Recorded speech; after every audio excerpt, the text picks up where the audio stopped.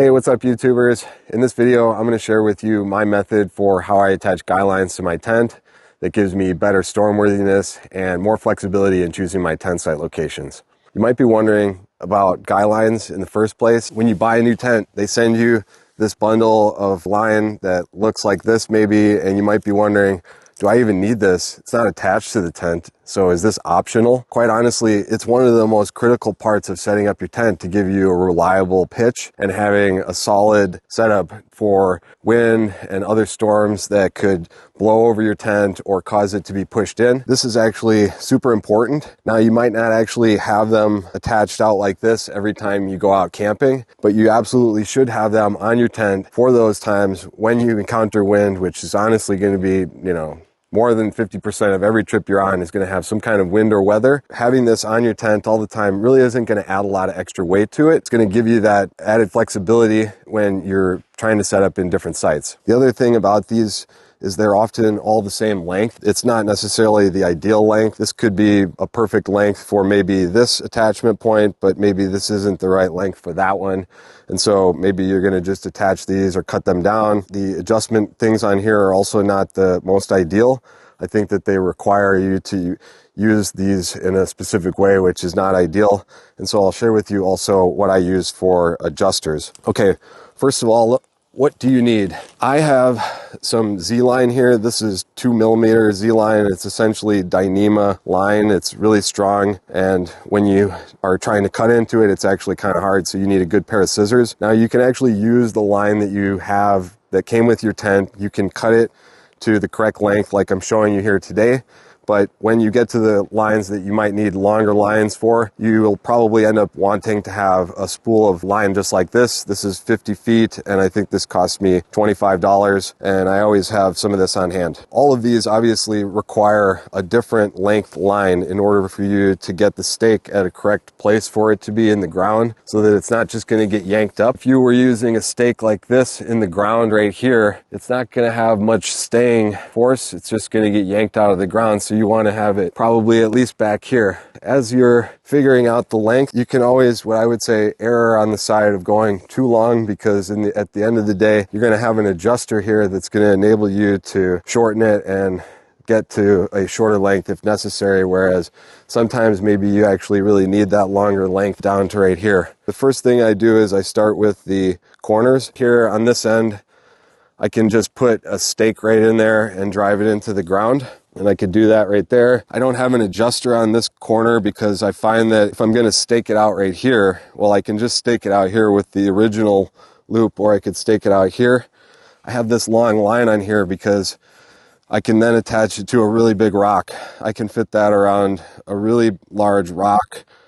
And then once I have that secured to the rock, I would just put the rock right there. And now that part of the tent is not going to move at all. I would just attach both of these to that same big rock. Try to find two and put them right here. And as you get then one rock, maybe you put two rocks here. And that's just going to give you more strength. You can stack the rocks. Measure that out. 40 inches. So I'm working with roughly, let's say, 4 feet. I'm pretty sure that's what it was when I cut that originally. It's roughly 4 feet or so, or 3.5 feet. For these ones, I would say 3.5 to 4 feet. The same I would always apply to that one, because the head end is generally going to require the same sort of large rock attached to it at that distance. Take a look at that guy. Again, it's roughly 40 inches, 39 inches there without the loop. And so approximately 4 feet for that one. On this upper part here, I don't necessarily want to have to attach two separate lines to this and have two lines coming down, because that means then I need to have more stakes maybe, or just when you're unfurling all of this and unfurling it all and setting it up every time, all those additional lines are just going to get jumbled up and everything. And I want to have the best hold on the tent frame itself. Rather than just attach to one of these, I attach to both of them, because on the other side of the tent here, there's a little clasp there that holds the fly sheet on. And so essentially right on the other side of this, it's holding on to the tent. And so I cut a line that's maybe, this is 24 inches or so between there. And then I have this steel loop here. It's a stainless steel loop with a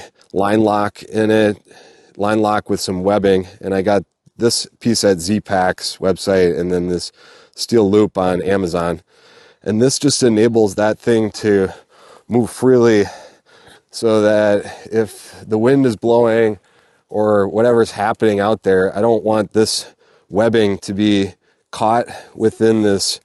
It's still this line is pretty slick, but I want it to be able to have free range of motion, and so that steel loop gives me that. Have this staked out, and I tighten that.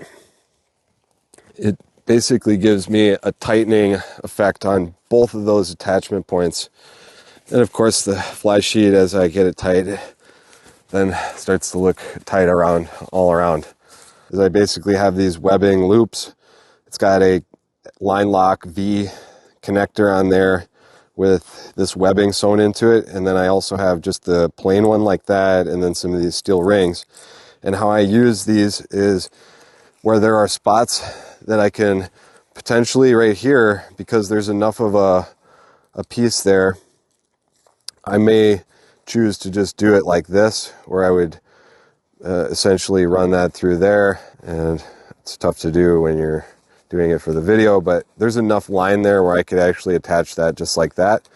Or if I'm uncomfortable or having difficulty doing that, so just run that through there and bring this through. And now I have an adjustable connection point down and through like that. And when that's under pressure, that just holds. So I'm not a knot expert, but I do know how to tie a couple knots, and the slip knot is one of those ones that is what I use with my setup here that really works well. Essentially what I do is I take a long end like that, and I bring this over 1, 2, and then back and through like that, and then I grab onto it and then pull on it a little bit. And as you do that, it'll become tight there. And now I can move this in and out.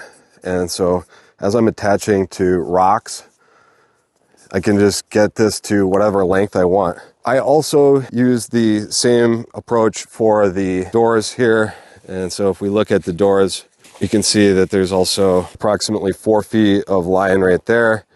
This enables me to get that out really far, and if I want to attach to a big rock right here, I think it's really handy to have this sort of really long lines on the tent doors instead of the stakes going into the ground. And if I was to just stake it out right here, it could work like that, but it's not going to allow as much airflow underneath. And so by having these longer lines, I can extend this out, and I can do something like this, where they come across, and that actually gives me airflow through the tent while still giving me protection from rain or sun. It's storming and stuff like that. I'll have this down like that, and I'll stake these out across like that. And by having both doors staked out or attached to their own independent line like that, if the wind is blowing from either direction, instead of just staking it out with a single place here, I have it like that, and that gives me both doors having a really firm hold on the ground. These lines here are connected to the body itself on the doors and on the head end. These are all on the body, but on the corner here, this one's actually attached to the body of the tent. So instead of being attached to the fly, this line is attached to the body. That's good because sometimes when I'm camped and I want to be able to look up at the stars and see the night sky while I'm sleeping and not have the fly on, I can still attach to rocks and have my tent be able to be protected from wind and blowing stuff around. When you have all the lines set up like this, it's going to give you better wind resistance and storm protection. As the wind is blowing and it's hitting the tent in these spots, it's going to keep it from shifting side to side. And I don't know about you, but sometimes when I go backpacking, I go on some really challenging hikes and I need to be able to get a good night's rest. You know, having the tent not be shaking around all night, that would just keep me up. The other thing about this, attaching to rocks, is going to free you up the ability to camp in places where there are no places to drive a stake into the ground. So when I go to Yosemite, a lot of times the places I camp in are just smooth granite. And I really like that. It might seem counterintuitive to camp on top of a hard rock, like it's going to hurt your back or whatever. But it's actually really nice because when you set up your tent on top of that, you can get out of the tent and walk around with bare feet and have, you know, the cozy dry feet feeling. I can set up this tent using rocks. This tent requires you to have stakes or something because it's not freestanding. You can't just, like this other tent, set it up with poles and then have it stand on its own. So you always need to have the lines guide out and attached to something, whether it's stakes or something else. But with having these extra long lines, you're going to be able to put this in places where you can attach to unmovable objects and rocks and give you that flexibility to just camp in more places and have a better adventure. All right, that's it. It's actually starting to rain a little bit, so I got to get out of here. But I just want to say, if there's anything that you're unsure of that I talked about today and you've got any questions, drop me a line down in the comment box and I'll get back to you. And as always, like and subscribe for more outdoor gear and adventure videos. Thanks.